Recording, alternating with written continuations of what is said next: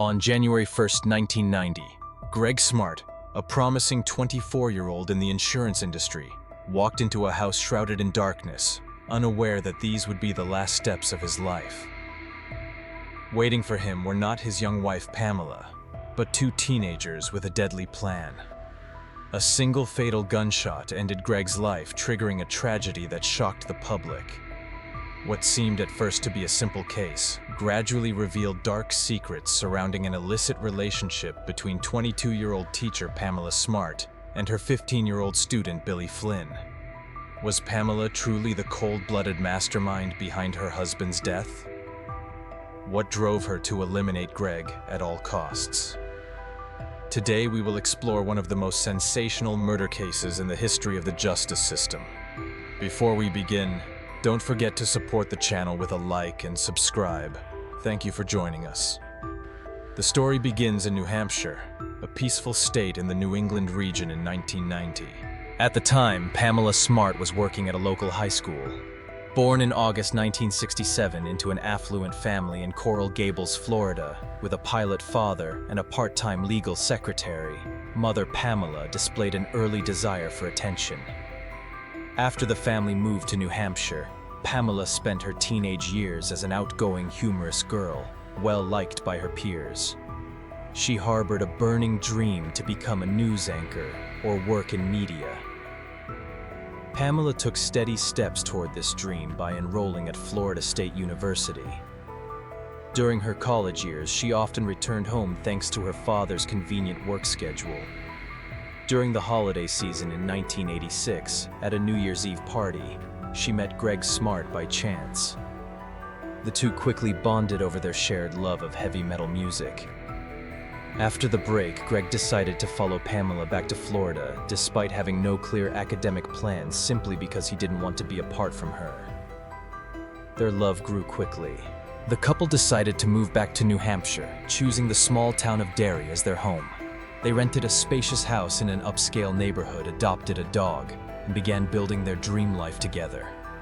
Greg soon secured a stable job in the insurance industry, shedding his former rebellious style. He cut his long hair and embraced a clean, professional look with crisp suits.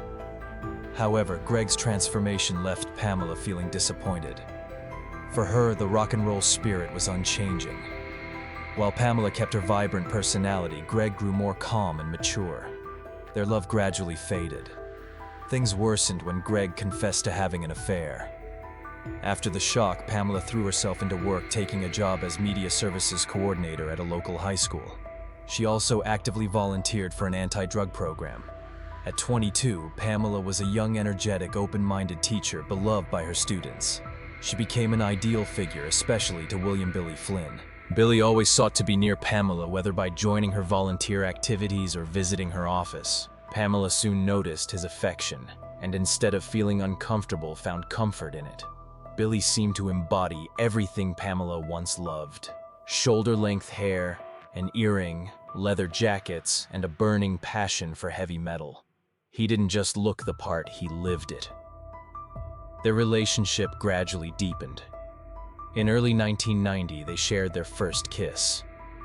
Around this time, Pamela befriended Cecilia Pierce, a student who would later become a close assistant and confidant. In late March 1990, while Greg was away on business, Pamela invited Billy and Cecilia over. After an evening of chatting and watching movies, Pamela cleverly created an opportunity to be alone with Billy by asking Cecilia to walk the dog. In that moment, they crossed the line. The secret affair continued for weeks, but Greg's presence remained the biggest obstacle. The tragedy struck on May 1st, 1990, a seemingly ordinary day. That morning, Greg left for work at 9:45. Pamela left shortly afterwards, saying she would return late due to a meeting. At around 10:10 p.m., when Pamela came home, she immediately sensed something was wrong. The house was dark, unlike Greg's usual careful habits. His car was in the driveway, but no lights were on inside. Entering the house, Pamela was shocked to find Greg lying motionless on the floor. In panic, she ran to a neighbor's house for help, but it was too late. Greg had died from a close-range gunshot wound to the head. Police arrived quickly and determined that this was not a typical burglary. There were no signs of forced entry, and valuables remained untouched. Detectives suspected a targeted killing. Following standard procedure, the first suspect was the person closest to the victim. In this case, Pamela. However, she had a solid alibi. She was at school meetings when the crime occurred. So who was the real killer? The investigation became more challenging. Police then focused on a standout named Billy Flynn, a 15-year-old boy. Billy was close friends with Pete Randall and Vance Latomy Jr. Despite his youth, Billy had faced hardship. His parents often argued, prompting his mother to move him from California to New Hampshire at age 12, not long after Billy's father died in a car accident. In these difficult times, Pete and Vance were his steadfast friends. Both were considered kind and trustworthy, though Pete harbored an unusual dream to become a professional hitman. About 2 weeks after the investigation began, unexpected new clues emerged. On June 10, 1990, the father of Vance Latomy Jr. voluntarily came forward to the police and handed over a gun, suspecting it might be the murder weapon in the case. He explained that before the crime occurred, he had used the gun, but after noticing it had been unusually cleaned without his knowledge, he began to suspect that someone in the house had used it for a malicious purpose. Ballistics testing confirmed that this was indeed the gun that took Greg Smart's life. Not long after police received an anonymous call alleging that Cecilia Pierce knew the murder plot and revealing that Pamela Smart was the mastermind behind it. During the investigation, police interrogated Billy, Pete, and Vance. Billy's two friends remained silent, but Cecilia actively cooperated with the authorities. She even agreed to secretly wear a recording device to gather evidence against Pamela. A crucial conversation between Cecilia Pierce and Pamela Smart was recorded at Winnicott High School in New Hampshire. Why do they suspect you? Maybe because they couldn't find any other explanation for Billy and the others' actions. Even if you asked someone to do it, they still had the right to say no. Right. I just fear that one day the police will come here. You or someone else will panic, and everything will blow up. Worse still, if you tell the truth, you'll turn me into a murderer. You understand? You're putting me in a very dangerous position. If you confess, you'll definitely be arrested or at least face consequences. This recording quickly became a key piece of evidence against Pamela. On August 1, 1990, she faced consequences she had never anticipated. At about 1 p.m. that day, while Pamela was at work at the school, police suddenly moved in. News of Pamela's arrest immediately shocked the local media and soon spread nationwide. Exeter, the town where the trial took place, became a hotspot, with hundreds of people crowding from early morning to secure one of the 30 seats in the courtroom. Those arriving after 4:30 a.m. had little choice but to watch the trial on a 13-inch TV set up in the hallway. Pamela Smart's trial quickly became a media sensation, attracting the attention of the public and even prominent legal experts. The fact that a woman was accused of masterminding her husband's murder was already shocking, but her illicit relationship with teenage Billy Flynn further fueled public outrage. In court, Pamela was questioned closely about her relationship with Billy Flynn. She denied any romantic involvement, claiming they were just friends. She admitted they both enjoyed rock music, and that Billy was an excellent guitarist, which created a bond between them. However, under pressure from the prosecutor, she admitted that their relationship began to change while working together on an orange juice commercial. When asked if she had ever expressed her feelings to Billy, Pamela admitted telling him she liked him. Under further questioning, Pamela admitted she had kissed Billy. She insisted she initially had no intention of betraying Greg, but eventually could not resist the attraction. Pamela recounted the details of the fateful night when she returned home and drove into the garage. She noticed the porch light was off. Though she found it strange, she suspected nothing. She went on to describe the horrifying moment when she entered the house and saw Greg lying motionless on the floor with a candle and a pillow knocked aside. Panicked, Pamela called out to her husband but received no response, and she ran outside to seek help from neighbors. According to Pamela's testimony, everything happened so fast that she barely had time to comprehend the situation, as these details were sensationalized by the tabloids. the case became even more complex and controversial. Public opinion quickly split into two camps: those who believed Pamela was innocent because she hadn't personally killed her husband, and those who accused her of being the mastermind manipulating naive teenagers to commit the crime. Billy Flynn and his friends all stated that Pamela had planned the murder, and that without her instigation, Greg would still be alive. The trial of Pamela Smart took place in March 1991 under a heavy, tense atmosphere. At the time, much of the public already seemed convinced of her guilt. The trial lasted 14 days, featuring testimony from key witnesses such as Billy Flynn Vance Latomy Jr., Pete Randall, and Cecilia Pierce. In court, Cecilia testified that Pamela was the mastermind, and Billy Flynn had been assigned to kill Greg according to her plan. Cecilia said Billy had confessed this to her. The proceedings continued to reveal shocking details. Pamela's motive became clearer. If she divorced, she would lose everything: the house assets and even the family dog. Pamela also claimed Greg had been violent toward her, causing her to live in fear. Billy Flynn, a 15-year-old boy, was torn. On one hand, he didn't want to kill Greg. On the other, he couldn't bear to lose Pamela, with whom he was infatuated.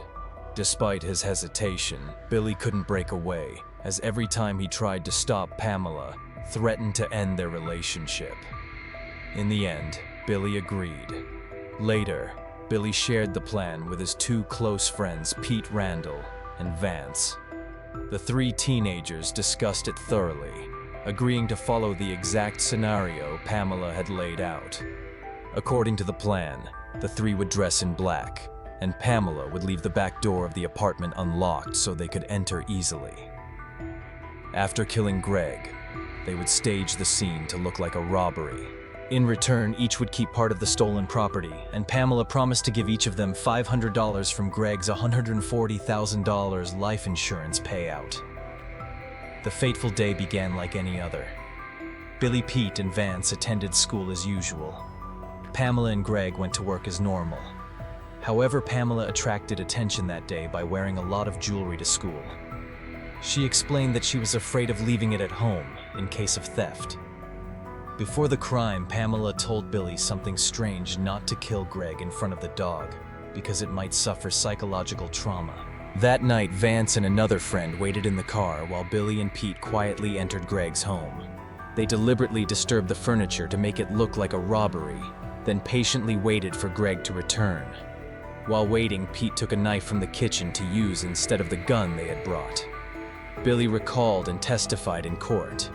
"At that moment, I saw Greg driving up. I panicked and said to Pete, 'Oh my God, he's back.' Pete calmly replied, 'Relax, just stick to the plan.' The keys jingled and Greg opened the door. Billy continued describing the horrifying moment. As soon as the door opened, I grabbed Greg's suit jacket by the shoulders and pulled him inside. Greg struggled in panic, trying to break free. The courtroom grew tense as Billy recounted Greg's desperate plea. 'What's going on? What do you want from me?' Billy demanded silence, thinking he was being robbed. Greg immediately handed over his wallet. But when Billy demanded Greg remove his wedding ring, Greg refused. 'No, if I do that, my wife will never forgive me.' Billy said he initially didn't pay attention to the ring, but when he learned it was Greg's wedding ring, he still insisted on taking it. Greg firmly refused. After a tense struggle, Billy pointed the gun at Greg and pulled the trigger. Greg died instantly. Billy testified in court with a trembling, regretful voice. He claimed he never wanted to commit the crime but was desperate to be with Pamela. In the naive and infatuated mind of the teenage boy, this seemed like the only way to keep the woman he loved. During the trial, Pamela Smart's defense attorneys attempted a different angle. They admitted Pamela had an affair with Billy, but claimed she had ended the relationship. According to their argument, Billy was angered by her rejection and planned to kill Greg out of revenge, not because Pamela had masterminded it as the prosecution alleged. Facing aggressive questioning in court, Pamela continued to insist she had no idea why Billy had attacked her husband. However, under persistent pressure from the lawyers, she finally admitted that Billy might have believed that if Greg was gone, they would be free to be together. The trial was tense, with fierce exchanges between the prosecution and the defense. After more than 13 hours of deliberation, the jury unanimously found Pamela Smart guilty of conspiracy to commit murder, sentencing her to life in prison without parole. As for the 3 teenagers involved, the public fiercely debated the extent of their criminal responsibility and the appropriate punishment. Regardless, this remained one of the most shocking cases in the country in the early 1990s, with controversy surrounding it for many years afterward. In 2006, a report by students from Keene State College revealed a detail that could potentially change the course of the case. Billy Flynn might not have been the one who pulled the trigger. Ballistics analysis indicated that the fatal shot was fired by someone right-handed while Billy is left-handed. Pete Randall, however, is right-handed. This raised suspicions that Pete Randall might have been the actual killer. Furthermore, the accuracy of the teenagers' testimonies was questioned as they received leniency for testifying against Pamela and had been held together, giving them the opportunity to coordinate their stories. As a result, Billy Flynn pleaded guilty to second-degree murder and was sentenced to life in prison with the possibility of parole after 12 years for good behavior. Pete Randall received the same sentence. Vance Laddam Sr., who drove the car and provided the gun, was sentenced to life in prison with the possibility of parole after 30 years, with 12 years suspended. Cecilia Pierce, although involved from the early stages and even helping Billy search for a weapon, was not prosecuted because she cooperated extensively with police, most notably by agreeing to wear a wire to gather evidence against Pamela Smart. Throughout the trial, Pamela repeatedly denied orchestrating the murder. She explained that her recorded conversations with Cecilia were intended to gather information, not proof of collusion. Pamela claimed that Cecilia knew more than she admitted, and that she was only trying to uncover the truth about her husband's death. Pamela also accused Cecilia of having financial motives for cooperating with police, as Cecilia later sold the rights to her story for a film adaptation for $100,000. This raised doubts about the credibility of her testimony. Throughout the proceedings, signs emerged that the fairness of the trial was in question. Jurors repeatedly violated rules by openly discussing the case. Defense requests to move the trial to another state to ensure impartiality were denied. As a result, many believe Pamela never had a fair chance from the start. Ultimately, Pamela Smart was convicted of manipulating Billy Flynn and his friends to murder her 24-year-old husband, Greg Smart. However, part of the public still believes she was wrongfully convicted. After her sentencing, Pamela received support from friends, family, and even strangers. Many sent gifts, letters, and even composed songs to express sympathy. This sparked public debate over whether they truly believed in Pamela's innocence or were simply drawn to the notoriety of the case. In court, when asked about her role in her husband's death, Pamela steadfastly denied all accusations. She insisted she had no knowledge of and no involvement in Greg Smart's murder, calling it the greatest tragedy of her life. She shared that she was haunted by what Greg had endured on that fateful night in their own home. Nearly 3 decades later, Pamela Smart remains in maximum security prisons, enduring a harsh life behind bars. In 1996, she was brutally attacked by 2 other female inmates, requiring emergency hospitalization and surgery to insert a metal plate into her face. Since then, Pamela has had to take pain medication regularly. In 2003, semi-nude photos of Pamela unexpectedly appeared in the National Enquirer, sparking a new wave of controversy. Pamela accused a prison guard of abusing her and using the photos to threaten her if she spoke out. Soon after, Pamela was accused of involvement in a drug trafficking ring inside the prison when morphine was found in her cell. Although Pamela explained it was prescription medication for her medical condition, she was placed in solitary confinement for 77 days for safety reasons. Despite these setbacks, Pamela continued trying to rebuild her life. She actively participated in volunteer work, supported the prison community, and achieved notable rehabilitation milestones.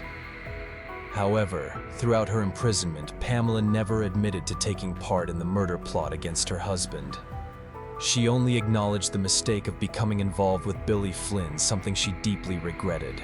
The most bitter truth for Pamela is that the 3 teenagers who directly caused Greg Smart's death, the ones who actually pulled the trigger, have all since been released. During his parole hearing, Billy Flynn stood before Greg Smart's family to express deep remorse. He admitted to living with shame and torment over the crime he committed. What do you think about the Pamela Smart case? Was she the victim of a conspiracy, or was she truly the mastermind behind her husband's murder? Share your thoughts in the comments section below, and don't forget to like, share, and subscribe to my channel for more gripping true crime stories. Thank you so much for watching.